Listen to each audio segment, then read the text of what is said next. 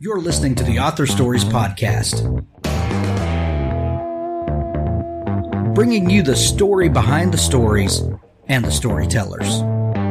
Margaret White, Terry Brooks, Sheena Kamal, Matthew Quick, JT Ellison, Walt D. Williams, Brad Thor, Corey Dr. O, Brandon Sanderson, Robin Mom, Ernest Klein, Jim Butcher, Sherwin Harris. Visit hankgarner.com for archives of all the shows. Today's guest is...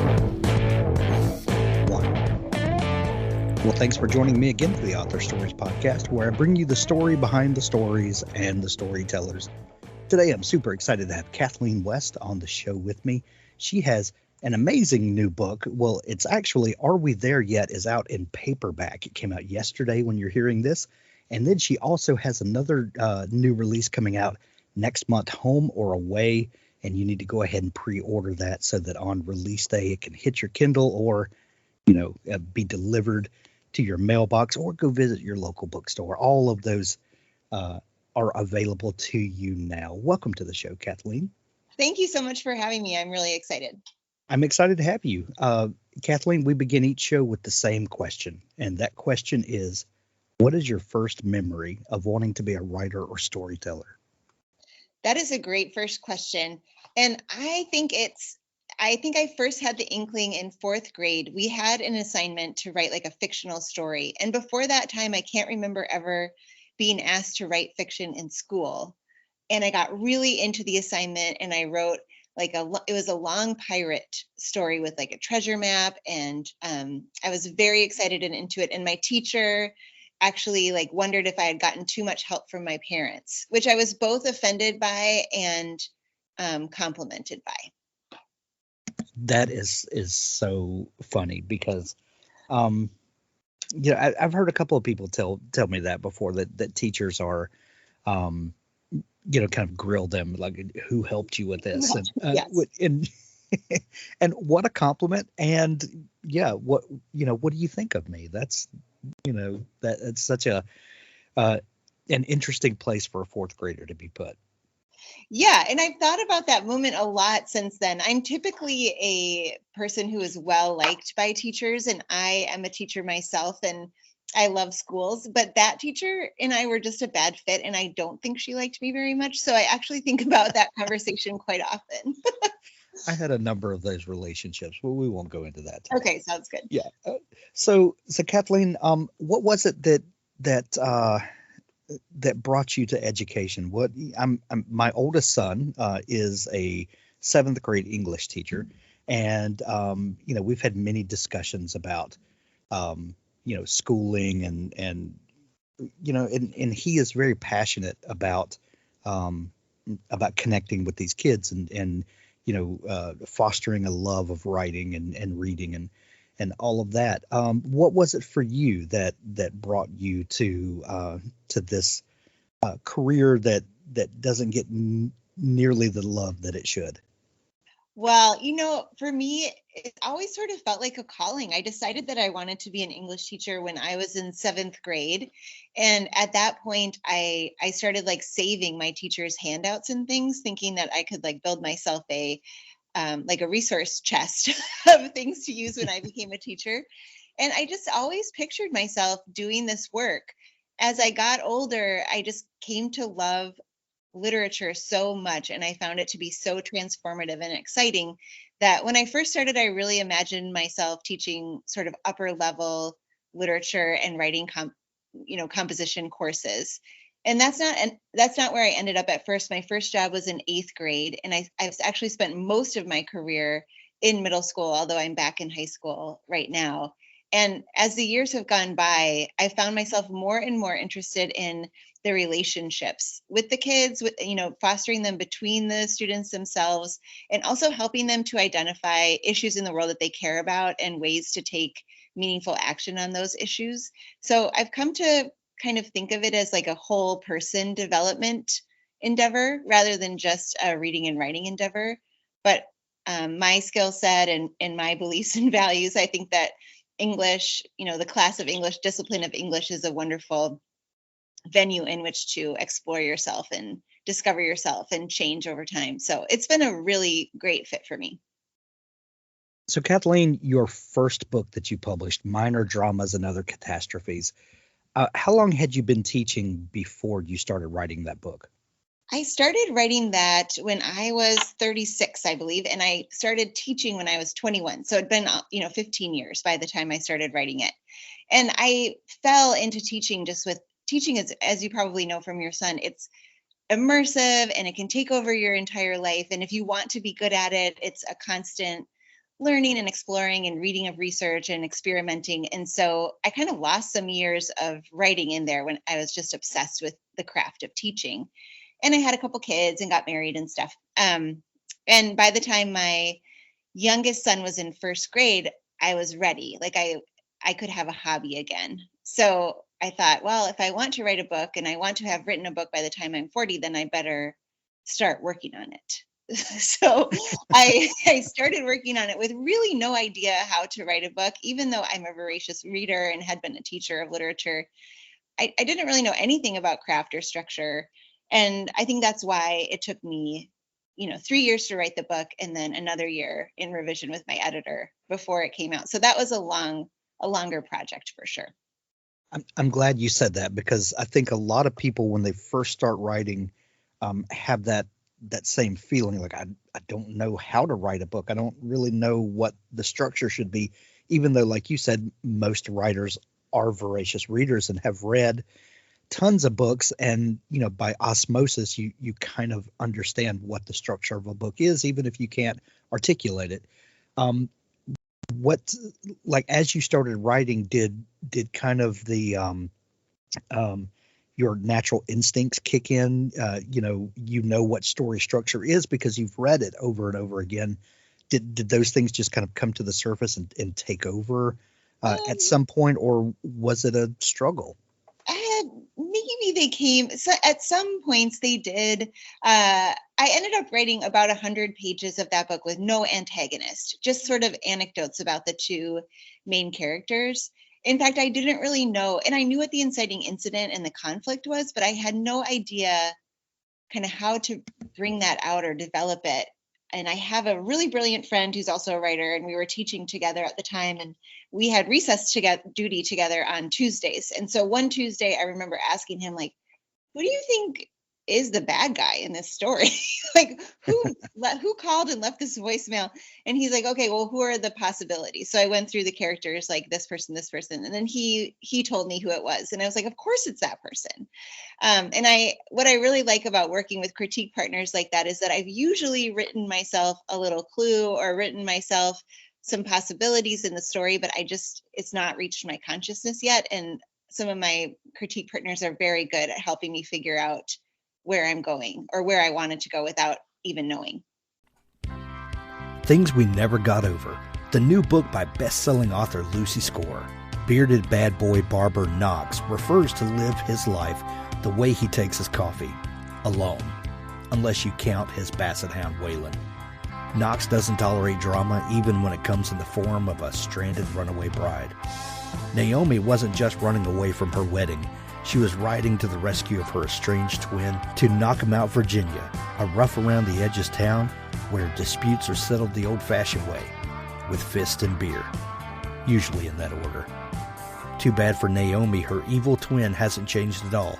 After helping herself to Naomi's car and cash, Tina leaves her with something unexpected, the niece Naomi didn't know she had. Now she's stuck in town with no car, no job, no plan, and no home, with an 11-year-old going on 30 to take care of. There's a reason Knox doesn't do complications or high-maintenance women, especially not the romantic ones. But since Naomi's life imploded right in front of him, the least he can do is help her out of her jam. And just as soon as she stops getting into new trouble, he can leave her alone and get back to his peaceful, solitary life. At least that's the plan until the trouble turns to real danger. Things We Never Got Over, the new book by best-selling author Lucy Score. Dabble is a proud sponsor of Author Stories. Dabble is an easy-to-use cloud-based writing tool that gives writers a way to organize, plot, and create amazing stories wherever they are. Write in our desktop app on your Mac or Windows computer, tablet, or mobile device. Dabble syncs your latest version with the cloud on all your devices. Write anywhere and anytime inspiration strikes. We got you. Dabble is my preferred writing tool, and I think it will be yours as well. Visit dabblewriter.com for your free trial. An Innocent Client, the first book in the Joe Dillard legal thriller series. A preacher is found brutally murdered in a Tennessee motel room. A beautiful, mysterious young girl is accused. In this best-selling debut, criminal defense lawyer Joe Dillard has become jaded over the years as he's tried to balance his career against his conscience. Savvy but cynical, Dillard wants to quit doing criminal defense, but he can't resist the chance to represent someone who might actually be innocent. His drug-addicted sister has just been released from prison, and his mother is succumbing to Alzheimer's. But Dillard's commitment to the case never wavers despite the personal troubles and professional demands that threaten to destroy him. Chosen by BookBub readers as one of the top 100 crime novels of all time, get started on this great series with An Innocent Client, where it all started. Read for free with Kindle Unlimited or buy it in paperback or audiobook. An Innocent Client by Scott Pratt. So, first writing those sort of collection of vignettes, maybe before you really kind of pin down who the antagonist was and what the conflict of the book would be. Conflict usually comes alongside antagonist. But when you're thinking about a new project, because your third book is about to be released soon, Home or Away, when you begin a project now, do you kind of know who the protagonist are, who the antagonist is, or who they are, and what do you have a sense of kind of where the story is going and what the conflict is before you begin it? Yes. I usually send my agent and my editor some ideas, like a synopsis of what I think is going to happen. And now I've done this 3 times, and I'm working on my 4th book now. And I'm usually wrong about some things, but at least I've put myself on a track, to kind of get to where I need to be. With book 2, Are We There Yet? And with Home or Away out in March, I've reached a stage where I've had to throw away most of what I've done already and begin again. And usually at that point, there's a realization about a conflict or a character that I hadn't had before, or I actually have cut out main characters at this stage and because they're not working and I'm going to get back in a different way, or something will happen. But yes, I have a much better idea than I did with that first book. And now with my 4th book, it's a murder mystery. So I think that's requiring a totally different level of pre-writing. Like I've been working on this murder mystery for like 7 months and I have no pages of the book actually written, but I have so much in my head, way more in my head than I've ever had before. So I'm hoping that's going to translate to a really fast writing time. We'll see. Well, and I love that you said that because, when we think of someone writing a book, we have this image of them sitting at the keyboard or, scribbling on a notepad or whatever. But the majority of writing actually happens in that time where you're dreaming about the story and you're kind of following these characters around in your mind, for lack of a better term. And that is just as important to the writing process, if not more important than the sitting down and tapping the keys, isn't it? I think that's really true. Although you can't skip the tapping of the keys. Of course not. Of course. Yeah. I have a lot. I wish we could. Yeah, me too. I have a lot of fun with the idea development, especially because I teach these wonderful students.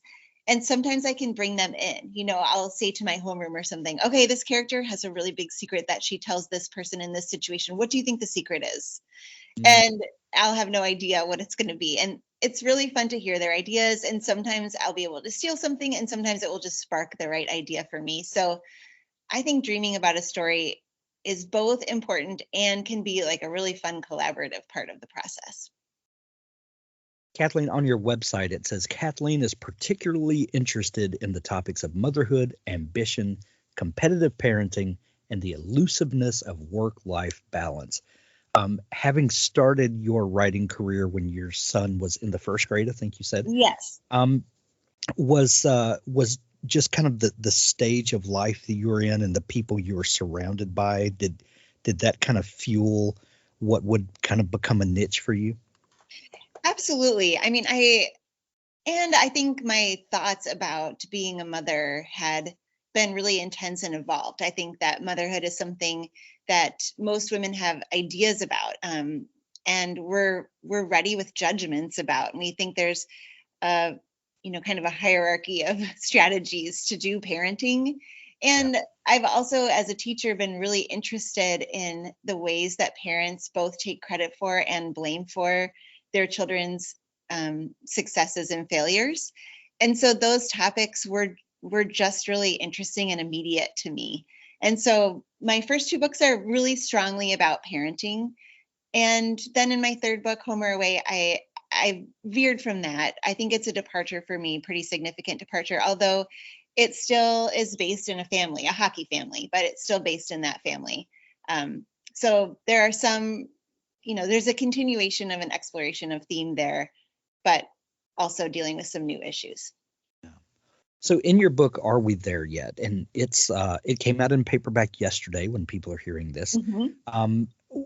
Tell me, what was the inciting incident in your mind that birthed this story? And I'll just warn you now, I love to ask people about where ideas begin, because at one moment, Are We There Yet does not exist in any form or fashion. And then either a character walks onto the stage of your mind, or you're thinking, maybe you oversee or overhear something at a at a sporting event or something. And, then the ideas start kind of percolating. What was that moment of inspiration that birthed Are We There Yet? Yeah, it is so interesting how one moment nothing is there and the next moment something is there. And you keep hoping I'm perpetually hoping that there will be another idea that comes after the one that I've had. Otherwise, where would we be? But with Are We There Yet? It started as, the germ of the book came when I sold Minor Dramas. My editor offered me a 2-book deal and I had no ideas for that second book. So I was like, well, gosh, and it was due a year from the time that we signed the contract. So I knew I had to come up with something. And I'd always been very interested in writing about adoption. I was adopted at birth, and thinking about how that's impacted my life and impacted the various facets and members of my family was something really exciting to me. So I started out with the adoption part of that story. And I was thinking about how my sisters, so I have a half sister on each side of my birth family. So one is the daughter of my birth father, one is the daughter of my birth mother. They're both 8 years younger than I am. And their birthdays are February 1st and March 1st. So they are, really, it's really aligned and interesting how it worked out. But I was thinking about how they might have reacted and did react to learning about my existence and what that was like for them, what it would be like to find out that your place in your family isn't exactly what you thought it was going to be. And so the conflict between Alice and her mother was what came first in that story. And then as I started writing the teen characters, as often happens, I have teenagers in each of my books, probably because of my career in teaching. I started writing the teen characters and their voices just became so compelling to me and so interesting that the side of the story about them kind of became the main side of the story, and the Alice's family drama became sort of secondary. But that's where it started out. Gotcha. So your writing process, do you consider yourself more a pantser or a plotter? We love to talk about these camps in the writing community, but do you know the story before you sit down to start drafting? Do you work on, laying out bullet points that you're going to write to, or are you just discovering it as you go? I write bullet points, but then I also discover. Okay. So it's usually a hybrid of those two things. And I do find that the magic happens after I start typing. So, I think of writing as I do running. Something else that I also really love in theory, and I mostly love it after I've done it. So it's the same with writing. Like, I'm really happy after a good writing day. I almost never am excited to start. And I found that if I can just give myself a little bit of freedom when I start, that really helps. So I've taken a couple of strategies to help me with that. And one of them I got from a teacher whose name is Mary Carol Moore. And her strategy is just in the back of a notebook, write out a list of scenes that you know have to appear in the book at some point. Just, I know this has to happen and this has to happen, and maybe give yourself 20 to 30. And then on any given day, pick one that you're going to just take a stab at. So it really helps me to write out of order. And then I'm able to kind of get myself going. And very frequently, I will write something that I wasn't aware of, either a character trait or a secret or a interaction between one thing and another thing that surprises me. And those surprises always happen once I force myself to sit down. So I think it's a hybrid. I hate to burst anyone's bubble, but I think most people are a hybrid of those. I know very, very few people that are just solidly in one camp. People, love to talk about being a pantser, but I've not yet met anyone who just sits down and has no earthly idea what's going to come out. So anyway, the hybrid. Yeah, I think you'd have to do some serious revision if that were the case, because how would it possibly hold together? I don't know. Yeah. Maybe there's some savant out there that can do it. Yeah, and then at that point, aren't you just editing or aren't you just outlining after the fact? Yeah. So anyway, it's semantics maybe, but maybe whatever. So after having written and published your first two books, Minor Dramas and Other Catastrophes, your first one, the second one, Are We There Yet, which is now out in paperback, then shifting gears to your new book, Home or Away, which comes out next month and you can pre-order it now. You said that there was a tonal shift in this book, and what was the impetus for this book, and what were you thinking in the early stages of this book? Did you know this was going to be a different kind of book? Not really. I knew I wanted to write a book about sports. I love sports, and both of my sons are really athletic and have been involved in sports. So I've been a sports parent, and just watching how that goes and viewing the intensity of sports, thinking about people who dedicate their entire lives to like becoming a great soccer goalie or something, and then facing the injury that ends it all for them and having to remake themselves. These topics were really fascinating to me as my agent and I started brainstorming ideas for that third book. And the book is about two women who are both on the cusp of making the 2002 Olympic women's hockey team. And in Minnesota, the late 90s, that was the beginning of hockey here. I think high school hockey started for girls in 1994.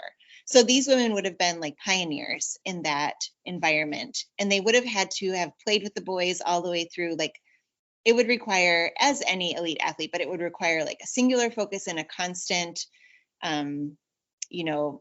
success at rule breaking and infiltration of, communities that they weren't welcome in and all these things. So I was thinking about this, and then I needed to develop some secrets for one of them. One of them doesn't make the Olympic team and one does. And Leigh, the one who doesn't make the Olympic team, I wanted to write about that disappointment, but then in writing her backstory, I knew there had to be some pretty traumatic events. And my writing style is generally pretty funny. But as I was working on that book, I was like, well, gosh, there's really nothing funny about sexual harassment. Right. So my book, it just doesn't have the same level of humor or the same lightness to it. But on the other hand, I think I managed to infuse it with my usual style, partly because I have an 8-year-old character in this one. And that 8-year-old boy just has a childlike sensibility to him, obviously, and I think that comes through in his chapter. So but yeah, overall it's really different. I'm glad you brought that up. The idea of levity in a story, especially one that's dealing with topics like sexual harassment, that's awful and can be daunting to read and to live through vicariously, like we do as readers. And lots of different books kind of ramp up the emotional tension in different ways, but you can't just leave a reader just kind of their adrenaline pegged out all the time. You need to let off the gas a little bit, let them recover before you hit them again with something really earth shattering, and that makes the up moments really up. If you let them come down a little more.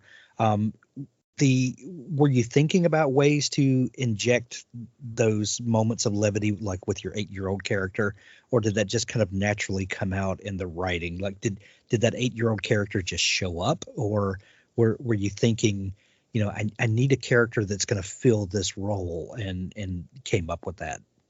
I think kind of a combination of both, and in the final revisions, like structuring things and maybe reordering chapters, I was a little bit more cognizant of that. The 8-year-old came about. He's the daughter of Leigh, who doesn't make the Olympic team, and in the book they're moving back to Minnesota from Florida so that he can have a chance at becoming a great hockey player. Minnesota youth hockey is really popular and intense here, with every city fielding, every suburb fielding multiple teams at each skill level. So it's a really great place to play hockey if you're interested in being the best. And so she moves him back here for that, and in that process she re-enters the hockey community that she had previously left behind. One thing I really like to explore is how kids interpret their parents and other adults' actions. And I think that's why I like having kids in my books as POV characters. I like seeing their judgments of their parents and teachers, and just their thinking about how things are going down and their expectations for themselves. So Gus is there because he's part of the family and he's the reason why they moved back. But a couple benefits of Gus are that he gives us that view of Leigh as a mom. And also he's pretty funny, because he's 8, and he keeps a diary of how often he's practicing hockey, and he gives himself a rating on each performance. And he has this habit of collecting big words that his mother and grandfather use, especially, that he quotes to himself, things like tenacious and ambitious related to his hockey performance. And he's kind of sweet. He's not always funny, but he's very sweet. Yeah. You said something a minute ago that I wanted to be sure to ask you about. You talked about brainstorming ideas with your agent. Oh yeah. That as someone who's publishing her 3rd book, as opposed to that first book, and then maybe a follow-up because you signed the contract. How is that creative process different now at this stage of your career? Because now you do think about the marketability of a book, and kind of where your place is in the publishing industry. And is the beginning of a project, is that process? Of course it's different for you, but now that you have someone that you can kind of brainstorm ideas for what's next, and how is that different from when you first began? Yeah, it's totally different. And it's also a gift. I mean, my agent is really smart and she understands story. She has her finger on the, pulse of the industry. She has guesses about trends and things, although it's always impossible to write to a trend. So it's really important to think about the story that you want to tell, even if you're also thinking about trends in the market, et cetera. And I find it to be a relief, that nobody expects me to be sort of this creative person in a vacuum coming up with endless ideas all by myself. I don't think that there are many writers that are working that way. Maybe there are the literary geniuses, of the world that are doing that. But in terms of writers who are writing commercial fiction like I am, or upmarket book club fiction, and we're writing a book a year, or at least, a book every year and a half or something, I think that we're working with critique partners and people who can help us develop our ideas. And I find it to be a relief and really fun. Because also I don't want to spend a year or 8 years writing a book that my publisher doesn't want to publish. Sure.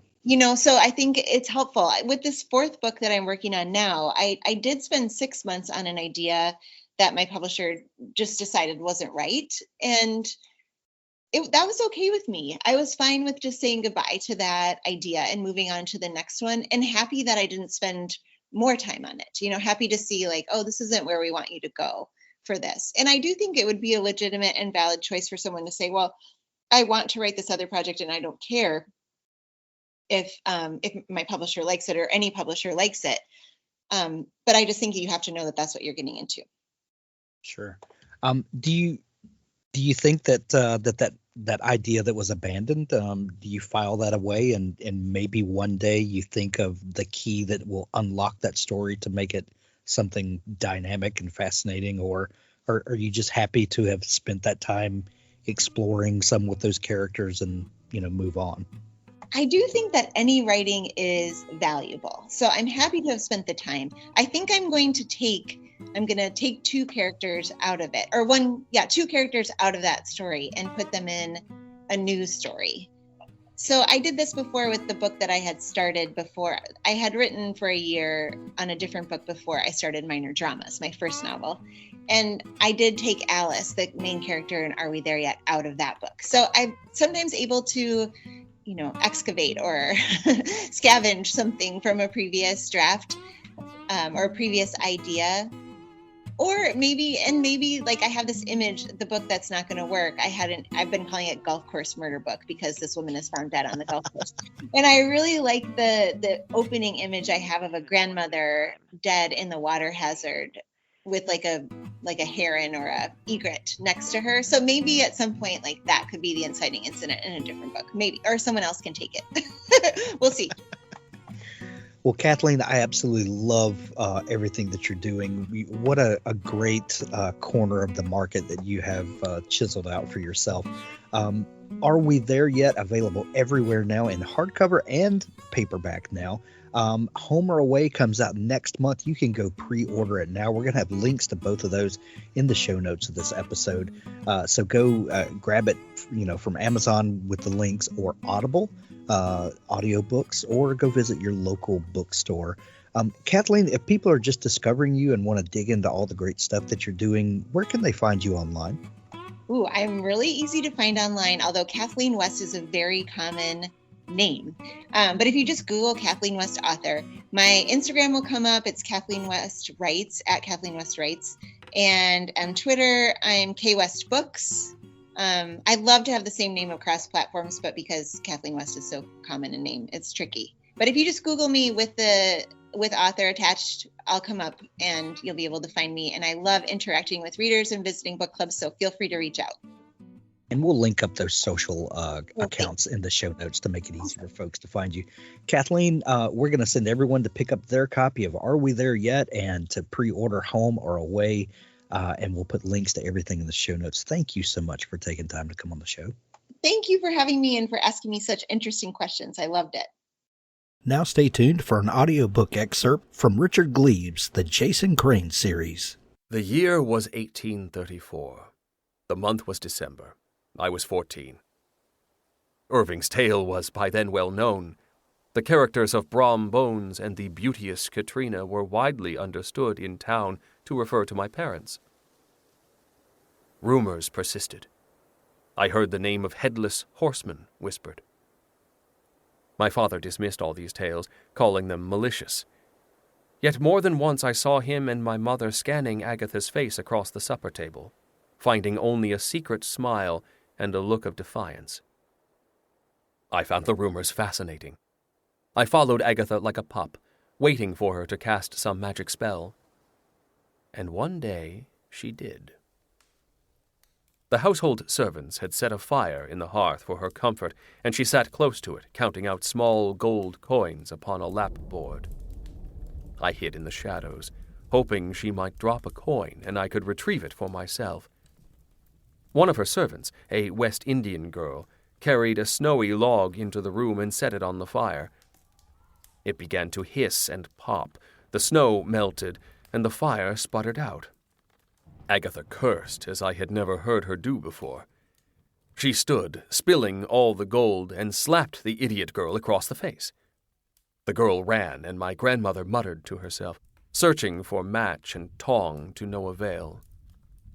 When she was not looking, I crept forward, and took for myself one of the gold pieces. Then something remarkable occurred. My grandmother sighed, knelt before the fireplace, reached for the logs, and her right hand caught a fire.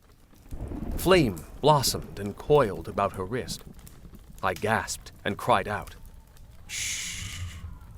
Don't be afraid, my Dylan." "Your hand!" She raised her palm. Flame sat cupped in it, casting the shadow of her fingers upon the ceiling and walls. "Lock the door," she said. I obeyed. She pointed to the floor, and I sat, waiting breathlessly. "This is the Van Brunt gift. It will be your gift as well, soon, and your children's forever afterwards." "Why does it not burn you?" I asked. "Why should it? Do I deserve to be burned?" "No." "Then I am safe from the fire. Do you deserve to be burned, my Dylan?" I shook my head. "Show me." I reached for the flame and took it. I pulled back at once, crying out with pain, wagging my fingertips. The fire caught my sleeve. I could not rid myself of it, as if I clutched burning tar. The pain intensified. The blisters broke, and a rivulet of lymph ran down my arm. "Your conscience knows, Dylan. You deserved to be burned. Say it." "I deserved to be burned," said I. "Again." "I deserved to be burned." She turned her palm. "The gold piece." I nodded and brought the stolen coin from my pocket. She took it and raised it to the light. "You cannot wield the flame with guilt in your heart, son. Try, and it will devour you. Do you understand?" I nodded. "A Van Brunt should not be so weak." "I'm sorry I took the gold, Grandmother. I'm sorry I was bad.